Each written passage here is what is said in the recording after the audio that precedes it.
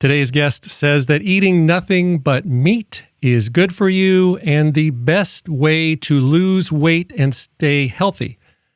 He says that all the old studies about red meat that we grew up with are wrong and that steak and butter is better for you than vegetables.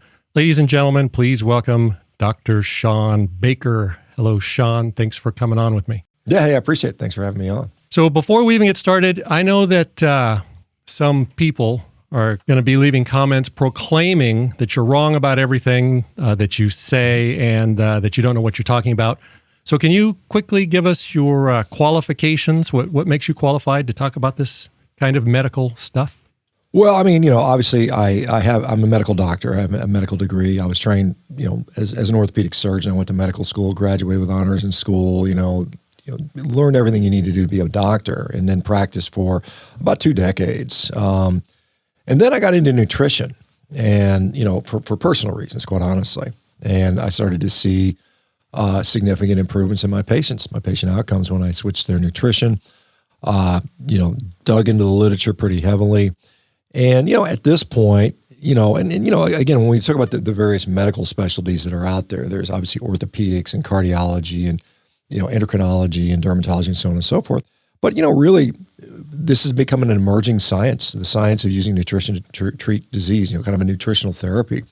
And I'm literally one of the world's leading experts in that because that's what I do every single day of my life. I treat people with diseases with various nutritional strategies, and we get great results. And I think that's, at the end of the day, you can talk theoretically all you want. You can point to many studies that you want, but if you're not putting up results, if you're not putting points on the scoreboard, who cares, right? So I can come with the receipts of not only thousands upon thousands of patients that we have testimonials on that we've helped, but we're now at the point where we're writing up scientific studies on this, and we are getting studies in the literature showing that what we're doing does work for mitigation, reversal, improvement of disease. I mean, that's clearly happening. We need more studies, which, again, we have to get them funded. But that is happening because people have been so impressed by the results we're getting that they're willing to, fund, hundreds of thousands and millions of dollars of studies so we can further get this information out there. Now, I mean, what you said in the intro, I would have some disagreement with. I don't think it's the only way to lose weight or necessarily even the best way to lose weight. What I will say is a meat-based carnivore diet can be very effective for treating disease. I mean, I think I can say it with fairly good confidence for many people. Maybe not every single person, but we're certainly seeing that. And sure, you can disagree with it. You can say there's no long-term data, which is, you can argue about that. But I mean, at the end of the day, what I talk about, I can back up with just results, and I think that's the most important thing you can do. So you are qualified. You're probably more qualified than the average guy sitting on his couch in the basement eating a bag of Cheetos, leaving comments on my YouTube channel.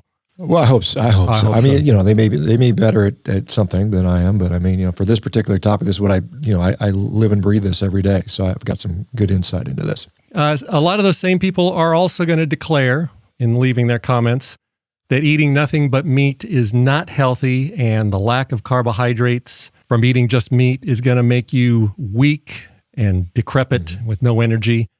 And I know you've been eating just meat for how many years now? A while? 8 years. 8 years. Okay, so have you become weak and decrepit? Well, I'm weak to the point that I've just set world records in a number of sports. And what sports have you set world records in? So, I mean, recently, most of them had to do with, rowing. So, Olympic style rowing, basically on things called concept twos, which are the training devices, and people compete on those world round, and CrossFit athletes, Olympic rowers. And as a guy who's about to turn 58, I am ranked number 2 in the world for all age groups, right? I'm number 1 in my age group by a mile. I mean, and, I've set six world records. I've set, I don't know how many American records over the years in that particular sport. I've gotten stronger now in my late 50s than I was in my early to mid 40s. And I'm a guy, I mean, I've been training as an athlete for literally since I was a 13-year-old kid. I've been lifting weights for 45 years. I'm stronger now at just shy of 58 years old than I was at any point in the last essentially 20 years. So what kind of diet were you eating? You said you're stronger now than you were when you were in your would you say, your 40s, what were you health conscious then? Or yeah, I mean, did you have a bad in my diet? early 40s. Well, I mean, I never had like what I would consider a bad diet. I mean, I never was like pure junk food, but I mean, it wasn't, I mean, certainly I would eat a little bit of junk food and I would eat desserts and things like that. And I was a big guy. I mean, I'm 6'5", I'm 260 pounds. At one point I spent about 20 years walking around at about 285, 290, while I was competing, world champion at Highland Games, powerlifting American national record holder. I was a track and field All-American, thrower for certain events, strongman competitor. I was like 5th in the U.S. in the first national strongman championships we had. So I've been a strong athlete my whole life. I ate a lot of protein my whole life. I ate just a lot of food. I mean, honestly, to walk around at that size, you got to need an enormous amount of food. I mean, I did all the time while I was a surgeon. I was in the military on 2 different occasions. Doing once as a surgeon and once before I used to launch nuclear weapons. How many nuclear weapons did you launch? Well, in training, obviously we didn't blow anybody up, and I trained to do that. I mean, that was, I spent almost 5 years, in the Air Force, as a guy that if we would have went to World War III, I'd have been the guy that would have been responsible for, pushing the button or turning the key or whatever, thing you want to use. But, so, I mean, my diet was never like awful. And I tried various different strategies over the years. I think when I noticed my health declining, despite all the exercise I was doing, I was about 42, something like that. I mean, I was up to the point where I could kind of eat, kind of without a lot of thought, other than just eat plenty of protein, eat plenty of food, and I could just out-train it, because I was a high-performing athlete. And then in my early 40s, it's really started to catch up to me. And truth be told, probably by my late 20s is when I really, probably if I look back, probably started to see some decline in my metabolic health. And, I went through this iterations of different dietary strategy, eat a lot of vegetables, eat lean protein, don't eat a lot of fat. And I did do that and I lost some weight. I mean, it certainly works, but it wasn't sustainable. I mean, I was hungry all the time. I was like, I can't live this way. I can't be hungry all the time. And so, after about 6 years of playing with that stuff, 6-7 years of that, I discovered these nutty people that were just eating meat. I literally thought they were nuts. I mean, I thought like these guys are really weird, right? This doesn't make sense to me. What about scurvy? What about heart disease? What about and we're going to talk about all that because it's everything. It's all opposite. I mean, I thought what we've learned. Yeah, I thought they all the same things too. Because I went to medical school. We didn't get a lot of nutritional training, but I've been exposed to the USDA dietary guidelines like everybody else has, and kind of know generally you're supposed to eat a lot of vegetables, and fiber is something that kind of keeps you regular and filled up and all that stuff. And so, I came into that, and despite being a physician, and I say that, with all sincerity, I mean, I think being a physician actually kind of closes your mind to some of this stuff. And despite being a physician, I was open-minded enough to try it myself.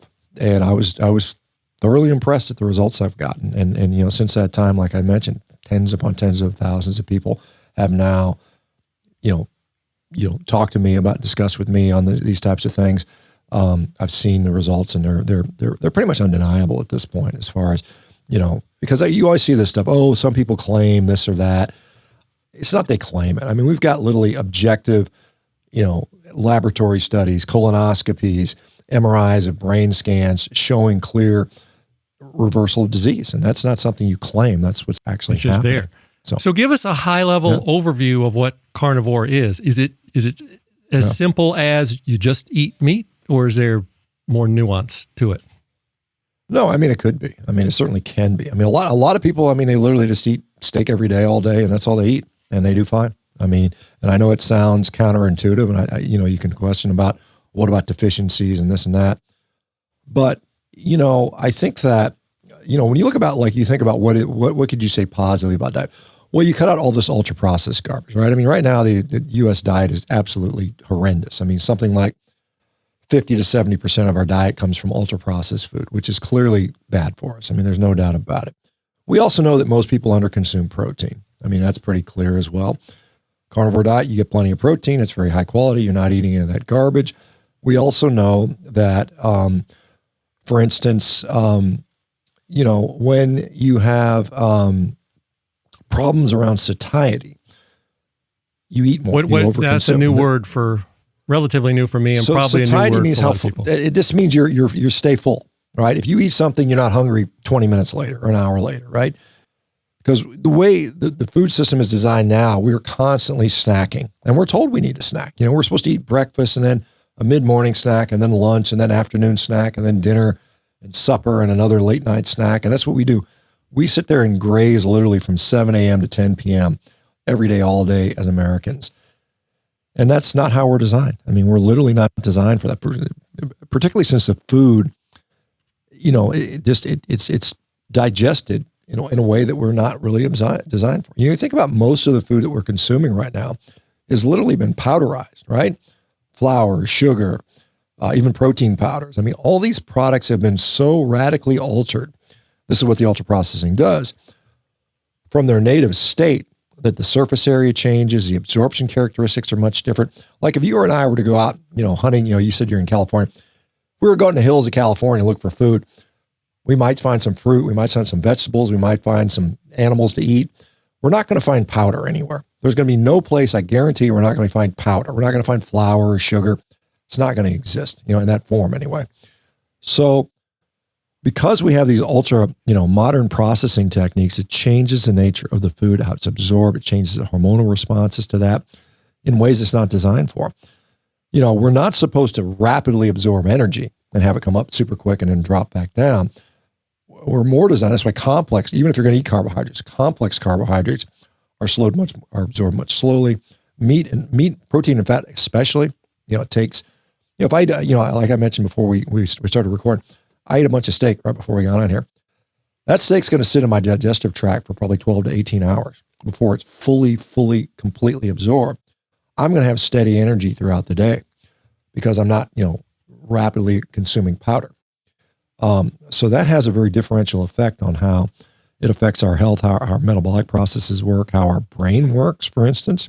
I mean, our brain is impacted by energy fluctuations. Some people feel tired or irritable or moody or anxious, or those things improve when you have steady energy, which is what this allows. All right. Now you kind of touched on it a minute ago, but I'm sure that all of the YouTube trained doctors are screaming at their screens that eating nothing but meat is just going to clog your veins with cholesterol, and it's going to give you cancer, and it's going to give you gout. And that's what, my doctor has told me, and you said, I think you kind of agreed that as being a doctor, that's what you were taught, right? So is that wrong? Do we have studies now that show that that's wrong? Yeah. So, if you look at the studies that suggest that, say, red meat is associated with heart disease, or red meat is associated particularly with colorectal cancer or diabetes or whatever it is, almost without exception, those studies are epidemiologic studies, associational studies. We take a population of 100,000 people and ask them what they ate over the last 20 years. And the people that said they ate more red meat were more likely to develop, 20% more likely to develop, whatever condition, right?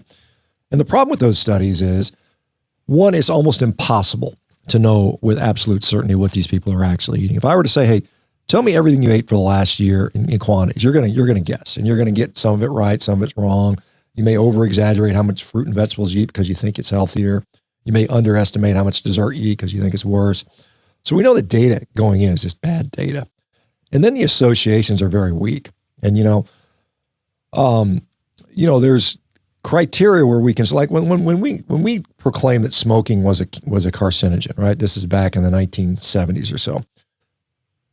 The data was so overwhelming. It was like, if you smoke versus not smoke, you have a 3,000% increased likelihood of developing lung cancer, right? 3,000%. That's overwhelmingly a strong association. With red meat and cancer, it's like not 3,000, it's like 17%. That's literally almost meaningless. It takes you from a lifetime of 4% risk of developing colorectal cancer to like 4.8%. It's such a small difference that it's so prone to confounders. That is to say, well, how much was a person overweight? Did they smoke? Did they drink? Did they exercise? Did they wear seatbelts? Were they generally health conscious? And this is a so-called healthy user bias.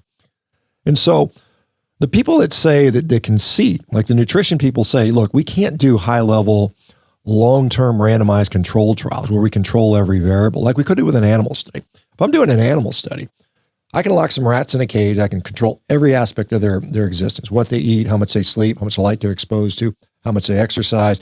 And guess what? Then I can kill them, cut them open at the end. So I can get good data on that. We cannot do that with human beings. It's unethical. It's not even, we even if we're ethical, we couldn't afford to do it. These are incredibly expensive studies. So the people that say, well, the best evidence we have is this, and there's multiple studies that show this.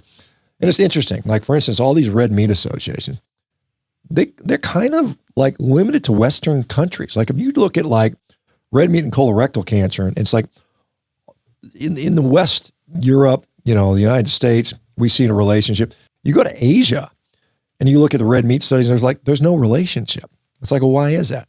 Well, because when an American eats red meat, it's often between two hamburger buns, a little side of French fries, a Coca-Cola, whereas the Asians are eating it might be in a bowl of vegetables, right?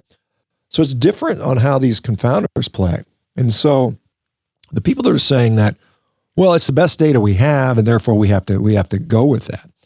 And I would say it's kind of the analogy, like if I were to I'm going to get on an airplane tomorrow and fly down to LA. But if I get to the airport and I get on the plane, I look in the cockpit and the pilot looks like he's drunk. And I look through the first window and I'm like, oh man, there's one of the wings is kind of cracked and the engine's starting to fall off. And oh man, the landing gear is kind of broke. And half the seats are all, dirty. I'm like, I don't really want to go there. And they'll say, well, that's the best we can do. Take it or leave it. I'm like, you shouldn't accept bad quality evidence to say that's the best we can do as a way to sort of make these proclamations. And so if I were to listen to people and say, hey, look, red meat's going to make you fat, it's going to give you diabetes, it's going to give you heart disease, it's going to give you cancer, then if I eat nothing but red meat, I literally eat something like 25 times the average amount of red meat every day compared to the average American. The average American in the United States eats about 2 ounces of red meat per day. That's on average across all people. Some people eat none, some people eat a lot. But on average, Americans eat about 2 ounces of red meat per day, which is supposed to be causing all this disease, right? Oh, cancer and heart disease. It's 2 ounces compared to what else? Compared to the other 3 pounds of garbage you're eating? Give me a break. So the reality is, let's use colorectal cancer as an example. When people go on an all meat diet, what very often happens is they lose weight. They're no longer obese. Their inflammation drops dramatically. Their diabetes, if they have it, often goes into remission. And particularly of importance is like inflammatory bowel disease, like Crohn's disease, ulcerative colitis. Those people have that goes into remission. We just got a nice case series we published out of Harvard on this study. It goes away. Those are all tremendous risk factors, much more so than red meat. If you have inflammatory bowel disease, your relative risk for colorectal cancer is up like 3,000%. So if somebody has colorectal, risk factors, and we can reduce all of them, except you've got this small 17% theoretical risk, what's the net effect of that, right? Well, in my view, if I can cancel out 3,000% and increase it by 17%, the net is much lower. So you have to look at the overall impact of what's going on here. And the reality is, now there are people that have been doing this diet for decades, 20 years, 30 years, 40 years, 50 years, 60 years. This is not new. I didn't invent this thing. This has been going on for a long time. And by and large, they're not any sicker than the general population. And by many accounts, they're healthier. So to say that, this is going to give us heart disease because we're conflating the standard American diet where we consume 2 ounces of red meat a day and a bunch of other crap to say, oh, well, red meat must be bad for us, it's going to kill you, is completely, it's like if I were to say, well, a whole food plant-based, a vegan diet is bad because people are eating Coca-Cola and Oreo cookies and, eating jars of mayonnaise or vegan mayonnaise or whatever like that. And you say, well, that's what a plant-based diet, they would be upset. They'd be screaming about that. But we don't do the same thing around meat-based diets because it's like, it's all garbage. There's a very big difference between just meat, the carnivore diet might be meat and eggs and seafood and a few other things, just kind of animal products. Maybe some seasonings for flavor or something like that. Versus, hey, I'm going, for instance, Harvard recently released a study. It came out early this year, and it said red meat was associated with a I think it was a 62% increase in diabetes, right? And, if you read the study, it says, well, we didn't really control for sugar consumption in this study. We didn't feel it was relevant. And the other thing, which was really interesting to me, and I heard the primary researcher on an interview talking about this, and they said, why didn't you control for obesity? And he said, well, it's because red meat causes you to get fat, so I left it in there. And I'm saying, wait a minute. I've got people that literally get shredded just eating meat. Red meat's not causing people to get fat. What's causing people to get fat is they overeat too much damn stuff. And I can tell you, it's hard to overeat meat. It's very satiating. These new drugs, these GLP-1 receptor agonist drugs, Ozempic, Wegovy, Mounjaro. Yeah, isn't it easier just to take one of the safe and effective drugs like Ozempic to lose weight? Why not just do that?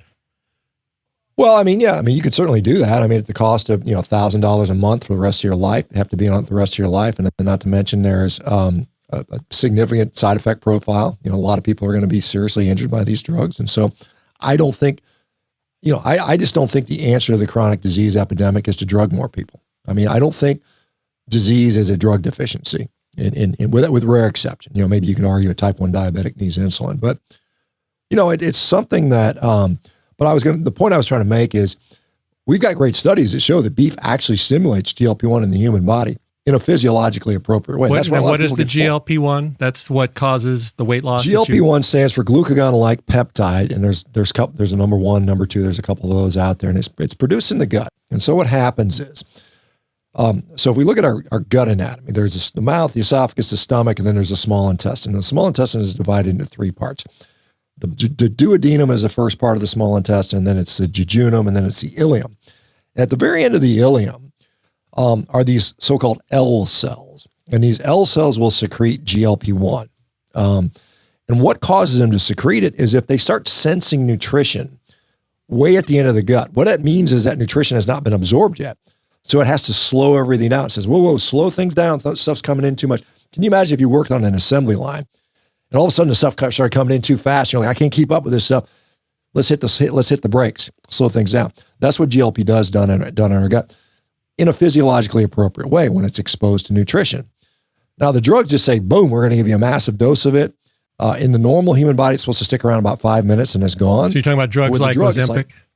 Yeah, drugs they're going to stick around in the body for 3, 4, 5 days a week or more. So the gut is just slowed down all this time. So then some people will develop, nausea, and some people will get gastric, paralysis of their stomach, which sometimes can be permanent. They'll get bowel obstructions occasionally.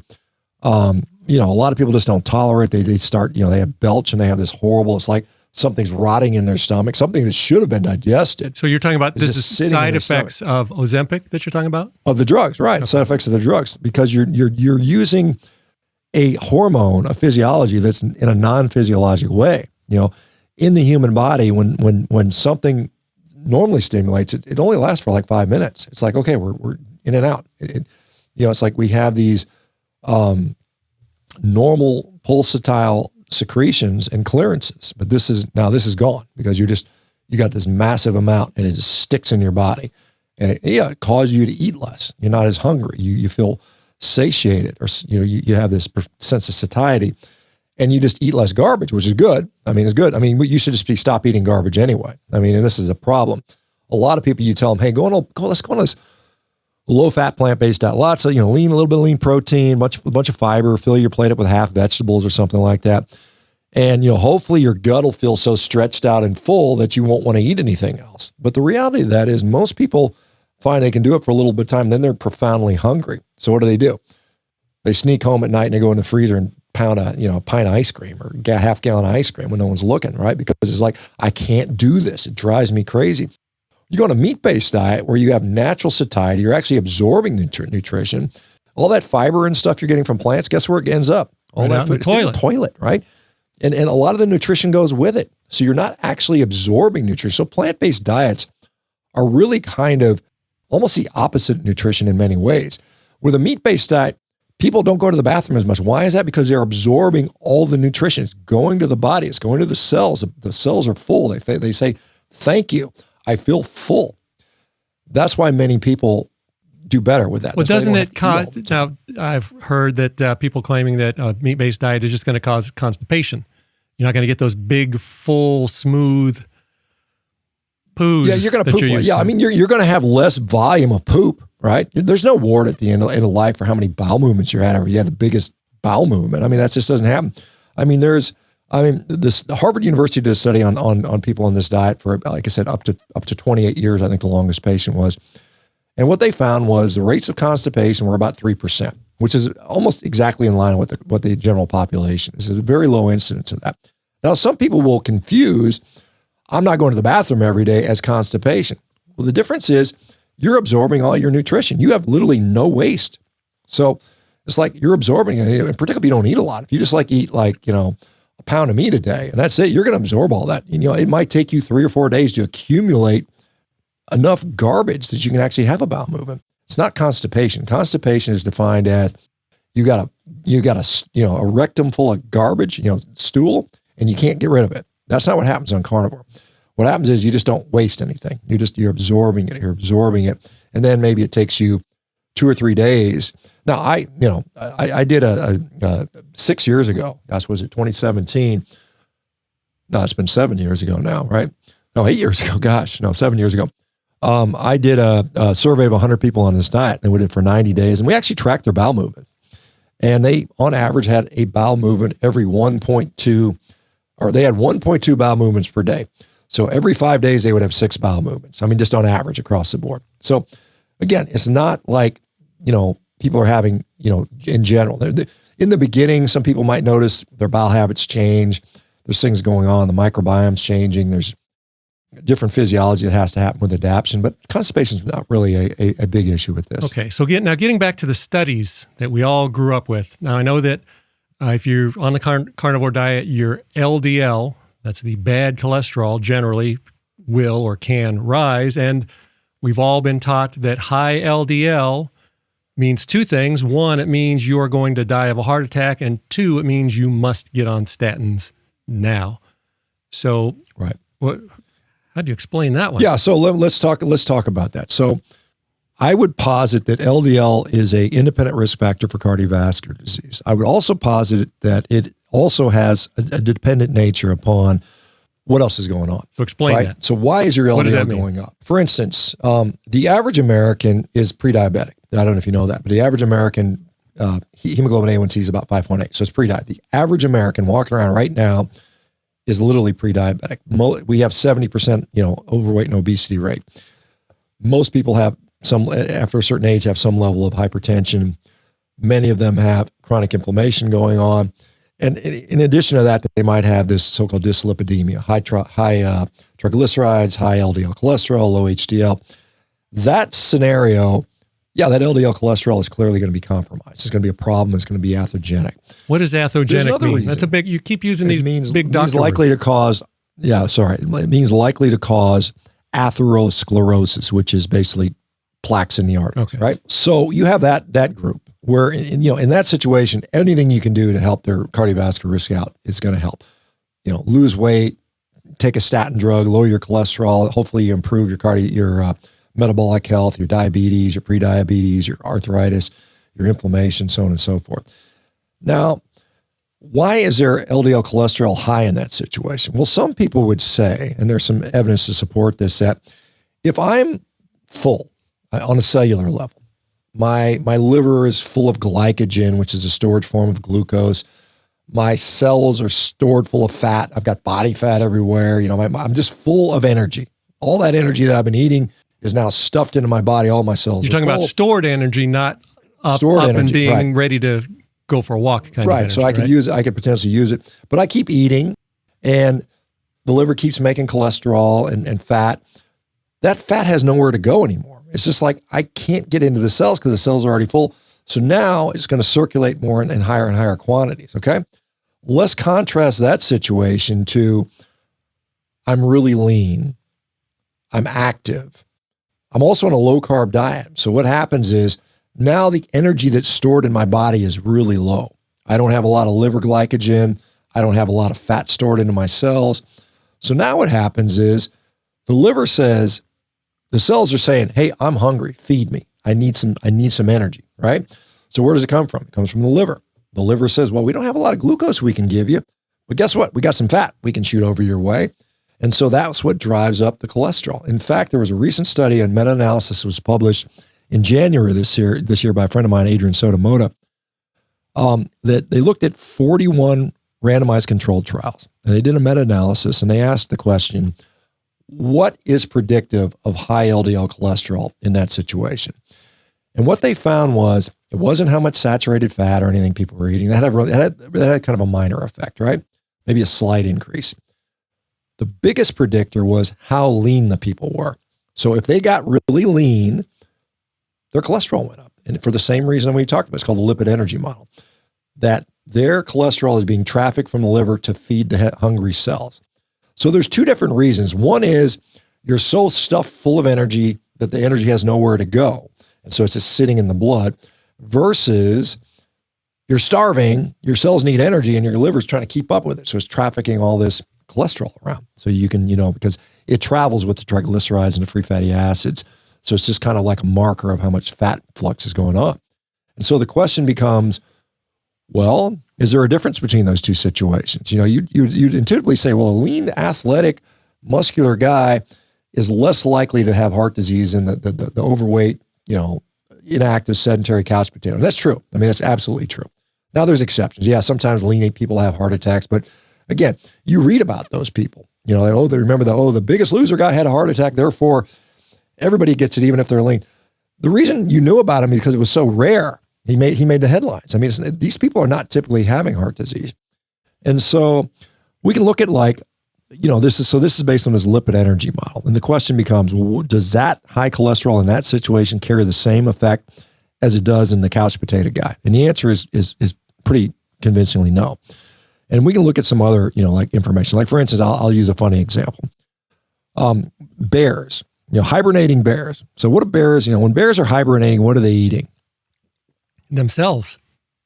Right. They're eating their stored body fat, right? They're not eating, they eat a bunch of berries and put on all the fat for the winter and then they sleep for 5 months, right? So interestingly, the same physiology happens to a bear. There's no carbs because they've already consumed it. Carbs only last a day. Your liver glycogen is gone in a day, right? So now they're consuming body fat. They're converting body fat through the liver and they're trafficking lipids throughout their blood. And when you take a blood sample, and believe it or not, these crazy people have wanted and measured blood samples on hibernating bears, maybe in captivity or something like that, where they could do it safely. Their cholesterol gets astronomically high. We're talking like 400 milligrams per deciliter for half their life. I mean, literally half the time they're asleep. They basically never get heart disease. Bears almost never get heart disease. And the question is, well, how can they walk around with such high cholesterol and never get heart disease? And they say, well, we seem to notice that they have something called a proteoglycan on their vessels that adapts to this. And, maybe that's why. They're just kind of speculating. But I mean, that's something. There's also another interesting example. There's a drug class. It's called the SGLT2 inhibitor. I mean, the name's not important, but what it does is for diabetics. And so what it does, a diabetic will come in there with high blood glucose and they take this medicine and it makes them pee out all their glucose really quickly. There's a sodium glucose transporter in the kidney and it's supposed to reabsorb glucose and it shuts that down. So basically all the glucose they consume goes in the toilet, right? Great. Lowers their glucose really low. There's some side effects that potentially they get like fungal infections in their genitals, which is not fun. These drugs have these side effects.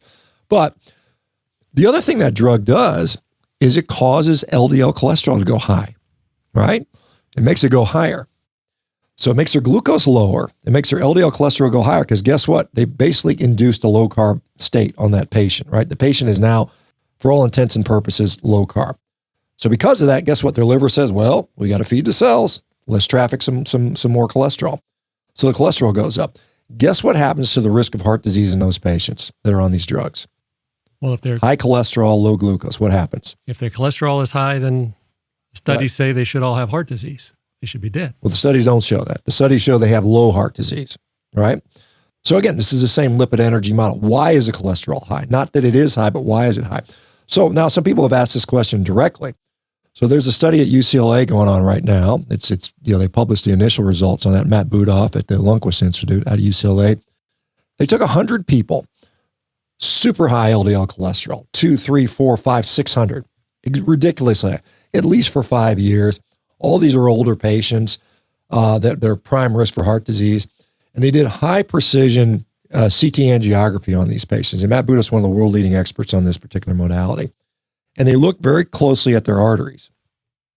They compared it to another group of people, 100 people, exact same characteristics, same age, same body weight, same level of HDL and triglycerides and diabetes and blood, exact same group, matched completely. The only difference was one group had ridiculously high cholesterol and one group had low cholesterol. Guess which group had more heart disease? Well, I want to say the ones with low the cholesterol. The low cholesterol, okay. The low cholesterol group had more heart disease. And they're like, what the hell? We can't figure this out. I mean, it wasn't a big difference. But within both of those groups, they looked at, what was your cholesterol within the group compared to how much heart disease I had. And guess what the relationship was? There was no relationship between LDL cholesterol and heart disease in otherwise metabolically healthy people. And that's the big caveat here.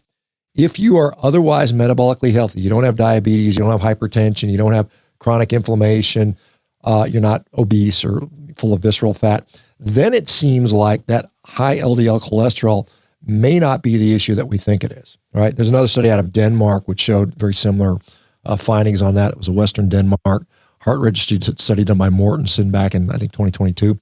Same sort of thing, that, it depends.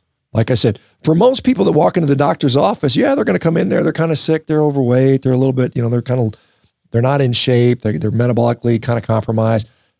Doctors are going to give them a statin script. It seems like the doctor's just going to knee-jerk say statin. The doctors, right? Because that's all they're used to. What they're eating. Well, they're not used to the nuance, right? And because you think about how healthcare is these days, it's literally turning the hamster wheel as fast as you can. Get patients in and out, in and out, in and out. Take the lab test, look at the prescription. Here's your prescription. I mean, that's what they're just drug dealers evolved into. Well, more or less. I mean, they're legal drug dealers in many ways. And I don't want to disparage all doctors. I mean, most of them are caring and smart people, but they're in a system that does not allow for nuance, sort of autonomy. We've gotten, California's, Kaiser basically runs the whole damn state. Everybody that works for that system is going to be plugged in. This is the way you do it. And if you don't hit your numbers, if you don't have 80% of your patients on statins, guess what? Your income's tied to that. There's going to be you're going to get a bonus, and you may not get your bonus. And that's if it's 10% of your income, that's maybe your food for the year or something like that. So I think that we are discovering that there's more nuance around this stuff. It's not a black and white topic. I think for most people, honestly, off the street, lowering their cholesterol makes sense. But if you're not in that category, then the question becomes, does it make sense for me individually? So, I mean, there's more questions you got to ask. So if you come in and your cholesterol is really high and you're otherwise healthy, it's time to start asking more questions, not to just blindly okay, doc, here, I'll take my drugs. Because what I see, I mean, I'll just give you an example. I see people that have maybe they have suicidal depression. I mean, their life is miserable, or they've got Crohn's disease where they're, bloody diarrhea 15 times a day, right? Their life is miserable. They go on this diet and all of a sudden their life normalized. They're like, holy cow, I got a normal gut, or I'm not depressed anymore, right? That is profoundly impactful for these people. Okay, so I wanted to ask you more about that. So not only is carnivore helpful for a lot of people for losing weight, you're saying it can cure or reverse or at least improve I've read a lot of chronic issues, right? Okay. Yeah, I mean, and that's what I don't, you can lose weight a lot of ways. There's a million ways you can lose. I mean, cut calories, basically at the end of the day, you're going to go in a caloric deficit. You're going to lose weight for most people. I mean, you can eat a bodybuilder diet, chicken and broccoli. You can do Mediterranean. There's a whole bunch of ways to lose weight. I don't really care so much about that. What I care about is the fact that I get people with rheumatoid arthritis, that are in pain every day. I get people with multiple sclerosis, or someone with Crohn's disease, for instance, or I get somebody with mental health issues, bipolar disorder, and I put them on these diets, and they get better. I mean, it's not like, maybe slightly. It's a big deal. It's like a lot better. Sometimes to the point where they come off all their medications, they have no symptoms. Is this because the first time the meat that they're eating is giving them something that their body needs, or is it because they're no longer eating all that processed food and all that sugar and all that junk that's so bad for them? Yeah, I mean, that's a great question. I think it's both. I think obviously I think you got to stop poisoning yourself. I mean, I think our food supply is so god awful that we're literally poisoning our population. And that's like 90% of the grocery store is just garbage, right? So you stop that stuff for sure. I mean, it's helpful. You like you said, you stop that, and there's some healing that has to occur. And I think, there are people that are actually deprived of certain nutrients. I mean, we know, for instance, there was a great study in 2018 out of Stanford. Major depressive disorder, strongly correlated to low levels of carnitine. Where do you get carnitine? What is carnitine? What is this? Carnitine is a nutrient, right? It's a nutrient. Our body can make a low level of it, so it's not essential. But if your levels are low, relatively low, and we see that often in people on plant-based diets, their carnitine levels are low. We also see, strangely, for many of them, a higher rate of things like depression. We just know that occurs. But if your carnitine level's low, you're more likely to have major depressive disorder. And so where do you get meat is particularly rich in carnitine. It's rich in carnosine. It's rich in taurine, anserine, creatine. All these things are biologic compounds or nutrients that are very, very beneficial to our heart, to our brain, to our digestive tract, to our vasculature. And so you're getting things that you wouldn't normally get in the diet. Like I said, the problem isn't that we eat too much meat in this country, particularly red meat. It's probably we don't eat very much. I mean, as I said, the average American 2 ounces a day. That's just not enough. I mean, I know this sounds very simplistic and kind of goofy, but it's a good analogy. If I were going to build a brick house, it would be nice if I had bricks, right? Bricks would make it a lot easier, right? So if we look at this analogy, and I'm a surgeon, I've cut thousands of people open. We humans are literally made out of red meat. I mean, and more importantly, we're made out of animal cells. I mean, all of our cells are animal. They're not plant cells. We don't have cell walls. We don't have cellulose in our structure. We have cell membranes, which are made of certain fats and proteins, and that's what we're made of. And so if we're like, what does it take to keep me maintained and to grow and to replenish tissues, which occurs our skin basically every few days. Our skin's sloughing off. Our gut every 2 days. Our gut's starting over. So how do I replenish that with the ingredients that go in animal cells? Where are you going to get them from? Well, it just happens that animal cells have what's needed to be in animal cells. So the analogy is, I've got a brick house I'm trying to make, and I got bricks. The other option would be I got straw and mud. Now, we can make bricks out of straw and mud. This would be the plant, but it's less efficient, right? So to that point, of all creatures that have ever existed on planet Earth, everything that swam in the ocean or flew in the air or crawled on the ground, something like 70% of those have selected a carnivorous pathway, right? It's just more efficient. It's more efficient to provide animal nutrition to animal cells just by getting more animal cells in there. And, you can make the argument, well, the ideal food would be other humans, which is, obviously socially awkward and kind of a taboo. No one's advocating for that. But I mean, eating something that gives you the nutrition that you're made out of, the old sort of saying about you are what you eat is really true. I mean, you literally are what you eat in many ways. And when you're eating stuff that you cannot utilize, well, you just poop more, right? You just poop it out because I can't utilize it. Now, some of the arguments around plant-based diets is, people do lose weight on that. That's for sure. But I think really it's because they're just not absorbing as much nutrition. So today, if you look at it's interesting, throughout the world, the majority of people that are on plant-based diets are doing so involuntary. They're doing that because of financial hardship. Now, they can't afford it. They're living on a grain-based society. You look at places like India and some of these other, kind of somewhat developing countries where they don't have access to high-quality protein. They just subsist on, a little bit of vegetation, a little bit of grain, maybe occasionally get lucky and get an egg or something like that. And they're stunted. They have all kinds of cognitive issues. They're weak as a population. Their life expectancies tend to be short. And you can contrast it to a wealthy country where almost invariably they eat more meat. And what that results in is greater stature, greater longevity, generally greater health. And some people are like, well, it's all about just, finance, who's rich and who's poor. Well, I mean, there was a nice study done in 2022 out of Australia looking at 175 countries across the world. And they plotted meat consumption versus overall population health and life expectancy. And they controlled for wealth, socioeconomic status, education, obesity, smoking rates, all those confounders. And what they found was that meat consumption, even taking out things like wealth, was clearly correlated with better longevity. The longest living population in the world right now is the population of Hong Kong. Hong Kong lives on an average of like 85 years, right? It's the longest population in the world.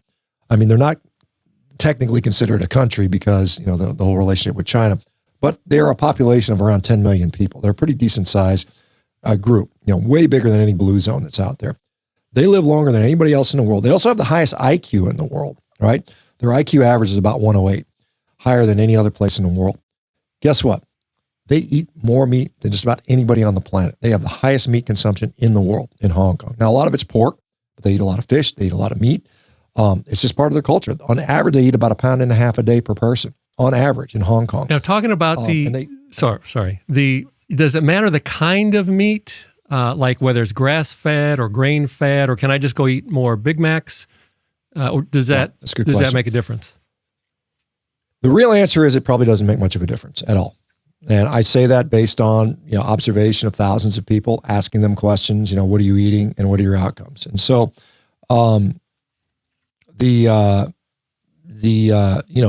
there are differences when it comes to environment that I think that it makes sense to raise, like particularly cattle in a sort of a regenerative way.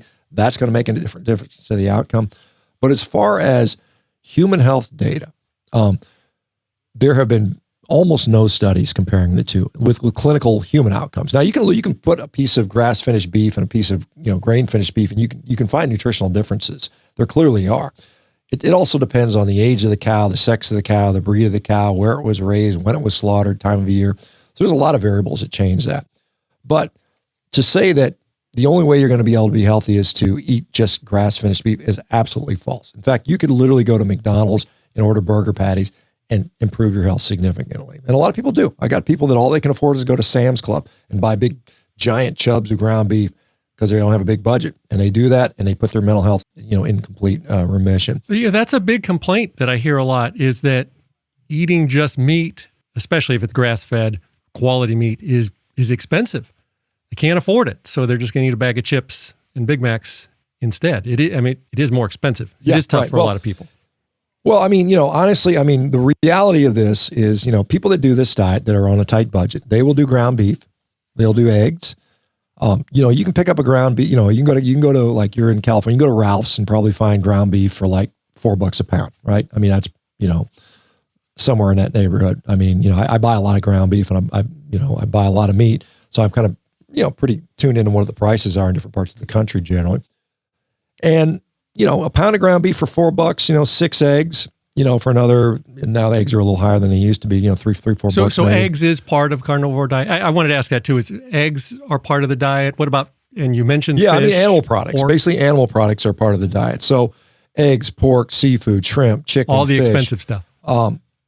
Well, it depends on your definition of expensive. Yeah, you can get a box of cereal for the same price as a pound of ground beef, but guess what's going to give you tremendously more nutrition? Box of cereal is going to get you bloat and probably diabetes. If you do that. So the average person that does this, because what happens is you actually end up eating less. Your appetite is so satiated, you end up eating less food. You end up getting rid of all the damn supplements that don't do anything in any way. You end up with, less need for condiments and organic vegetables going rotten in the fridge that you throw out anyway. And probably less medications and less long-term health care. Medications. Right? So most people end up saving money. Even just outright direct head-to-head on grocery store costs. But that doesn't even calculate all in the, I don't, have to spend money on medications and supplements and all this other crap that's unnecessary. So it actually ends up being cheap for a lot of people. Now, you can do it in a very expensive way. If you just want to eat like USDA prime ribeye steaks every day, yeah, you're going to spend $30, $40, $50 a day doing that. That's out of the reach for the average American. But you can certainly do this on, $7, $8 a day, which is, I think that's so it doesn't reasonable have to be more expensive. Now, if everybody goes out and starts eating just meat, they're going to start growing more cows. And aren't all of those cow farts going to boil the oceans? Boil any ocean. Yeah, it's a good. It's kind of interesting. Elon Musk was on Rogan the other day talking about it. He said it's absolutely, there's no impact on that. And the reality is it has minimal But impact. CNN said. Yeah, I got it.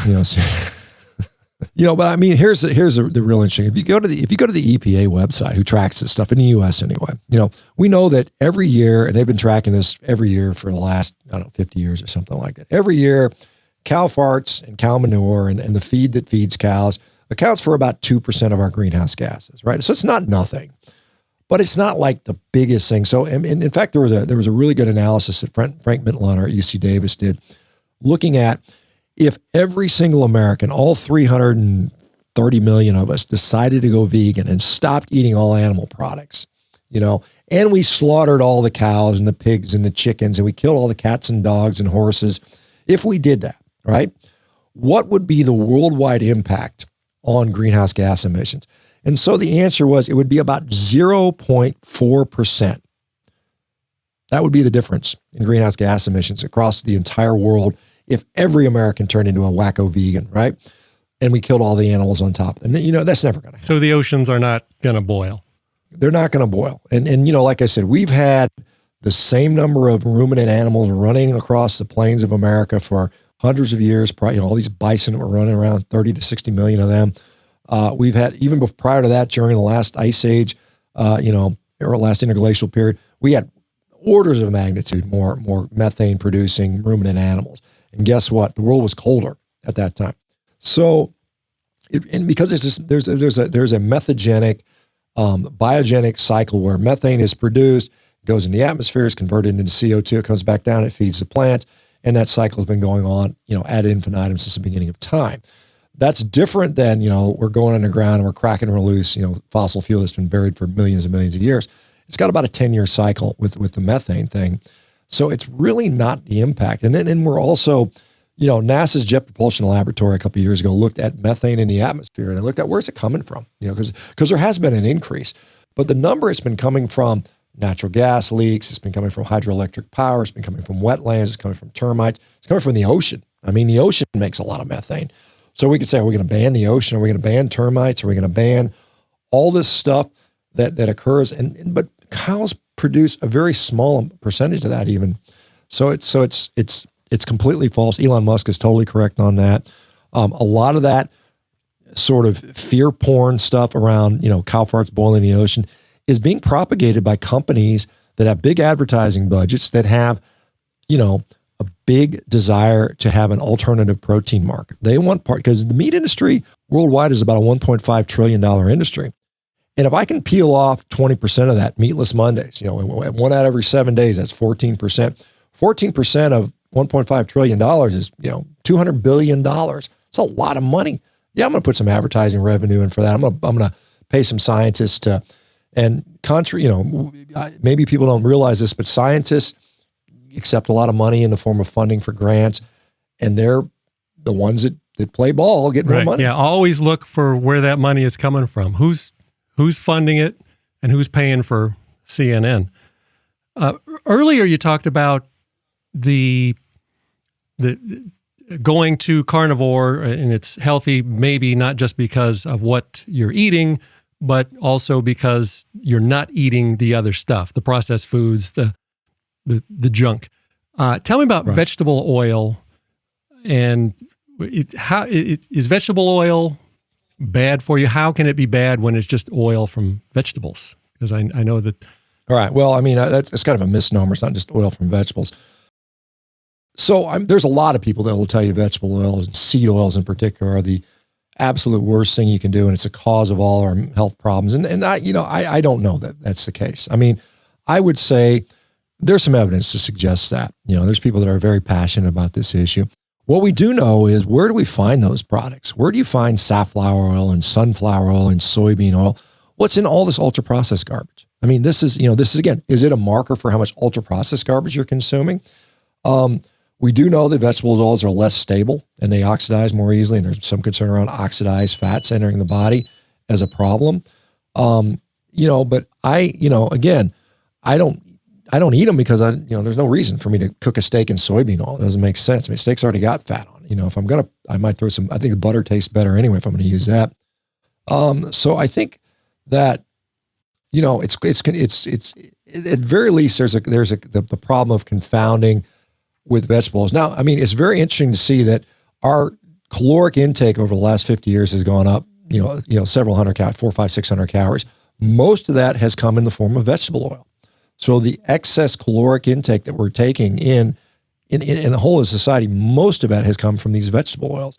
And so it may have been just the addition of additional, energy into the system, and we're overeating that, has led to some of these diseases. So it may be a calorie problem. It might be an inflammatory oxidation problem. It might be a confounded problem that we're just eating with garbagey food. So, I mean, if you just say, I'm going to cut out oils out of my diet, you're going to eat less calories, you're going to consume less processed garbage, you're probably going to be better off. I started about a year ago, I cut out basically all junk food, all seed oils, 99% of sugar. I started eating more vegetables, and I kind of stayed away from meat for a while and then started adding more protein. But in the first 6 months of that, just by cutting out the junk food, the seed oils, and the sugar, I lost over 40 pounds. And I don't doubt it. I mean, I think there's something to it. And like I said, there's a lot of ways to lose weight, right? I'm not here to say that carnivore is the best way or the only way, or there's not a lot of things. And there's a lot of ways to get healthier. But I mean, in my position is I take some really sick people that have tried all these things. And the other thing is it's sometimes hard to sustain. If you're like, I'm just going to eat very low calorie, I'm going to eat a lot of vegetables, I'm going to have to deal with hunger in some ways. And I think, a carnivore diet in many ways obviates that for a lot of people. Yeah, it is easier to eat some good steaks than it is to eat broccoli and boiled a lot more carrots. work, right? It's a lot more work just to prepare it, but it's also a lot more work to digest it. You think about it. It's just like, but it tastes a lot better. So it's interesting. I've got people that have ileostomies where they've had their colon cut out of them, for various reasons, and they end up basically pooping into a bag. Unfortunately, it's their situation. And so what they'll tell me is they can take a carrot and they can cut it up into a shape. They can cut it into a triangle. They can swallow it. And guess what? Tell me they find it in the bag. They find it in the bag as a triangle, completely undigested. And so that's what happens. We don't absorb any of that stuff. It just passes through us. Now, it gets in the colon, it gets fermented a little bit by the bacteria, and you get a small amount of saturated fat, short chain fatty acids, but you just literally don't absorb any of that nutrition. Yeah, you're going to lose weight. I mean, it's just like, I thought I was being facetious about that, but you literally could eat sand and get the same outcome, right? And you'd say, well, you can't. There literally 2 years ago, there was a study on commercial grade silicates, which is basically sand that they were making for nutrition. And they saw that people that are eating this sand product lost weight, their blood glucose got better, their cardiovascular markers got better because they were eating sand.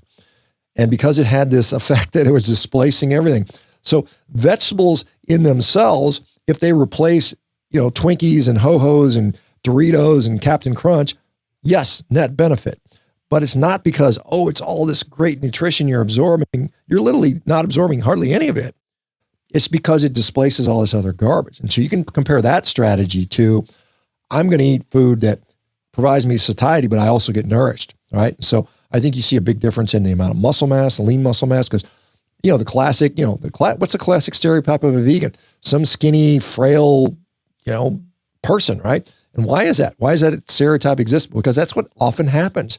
Yeah, you lose weight, but you lose a lot of lean mass. Vegans have incredibly high rates of fracture rates when they get older. They break their bones, they break their hips. The data is very clear on that. So it's like, there's a lot of ways to skin a cat. How would you rather end up? Would you rather end up, decent bone mineral, decent density, decent muscle mass, satiety, so you're not starving all the time? Not because a lot of these plant-based people, they're eating like nonstop. They're like recipe, 50 ingredients. They're like a chemistry lab putting all these ingredients together to try to make something that simulates something that actually tastes good. So, I mean, there's very few people, I certainly am, that can just sit there and eat like raw broccoli. I mean, raw cauliflower. I mean, it's like awful. It's like, oh my God, who could eat that stuff? But where does alcohol come in a carnivore lifestyle? Well, I mean, alcohol is not a health food. I mean, it doesn't matter your diet. Alcohol, Well, yeah. There's social and reasons that it makes you feel good and so on and so forth. And some people say, well, small doses are associated with better outcomes. That's usually mitigated by, again, people that drink a glass of wine at night generally are wealthier than people that are swilling beer, or hitting hard liquor. Generally. So you see some benefits in that regard. Having said that, here's the nice thing. Saturated fat, believe it or not, actually protects our liver from alcohol damage. There are animal studies, there are human studies that clearly show that. So if you're going to have, say, a glass of wine, pair it with a steak, right? That's a classic pairing anyway. So it basically protects your liver from damage. That saturated fat that happens to be circulating when the ethanol is in the system, it actually mitigates and protects, the damage that's occurred. So optimally, you would drink very little, very seldomly. But if you are going to drink on a regular basis, I don't recommend it. Pair it with something that has saturated fat in it. With meat. Yeah, go with a steak, right. What's more important, if you had to choose one or the other for somebody that wants to get healthy, maybe wants to get healthy and lose weight, would eating a meat-based, a carnivore diet be better, or exercise, but eating the same crappy diet? Can you exercise your way out of a bad diet? Well, you can change your weight if you're willing to exercise a whole bunch. If you're willing to spend like 5-6 hours a day exercising, you might be able to do that. For most people, that's not practical. I think when it comes to, and I love exercise. I'm the biggest proponent of exercise, you believe. I talk about that all the time. But when it comes to like improving your health, you got to stop poisoning yourself, and you got to be able to eat in a way where you can provide satiety and no amount of exercise. Poisoning. When you say poisoning yourself, because people throw that out there, you're talking about the seed oils, the processed powders, like you talked about earlier, processed sugar, garbage food. We didn't talk much about sugar. Yeah. Is that? Well, I think sugar is. There's a small amount that most people can tolerate, but once it starts getting into higher dosages, which is what happens. If you look at like back in the 19th century, early 1800s, the average American in their lifetime, they consumed around 6-8 pounds of sugar per year. Now that number is closer to 100, 120, in some cases 150 pounds a year.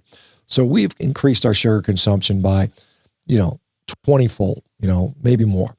And it is estimated that the average 8-year-old kid today consumes more sugar by the time they're 8 years old than people would eat in their entire lifetime prior to that, 100 years, 250 years ago. So, clearly we consume too much of it. And the question becomes, is it a dose effect? Is it just we're consuming too many calories? A lot of people argue, very vehemently that it's the only reason sugar is a problem is because we eat too many calories associated with that. And I think that, clearly that is a problem if you overconsume it. And most people overconsume it, But the question is it uniquely metabolically harmful? And that's something you get a lot of debate on. There's evidence that would suggest, yes, it is indeed problematic. I don't think it harms you not to eat sugar.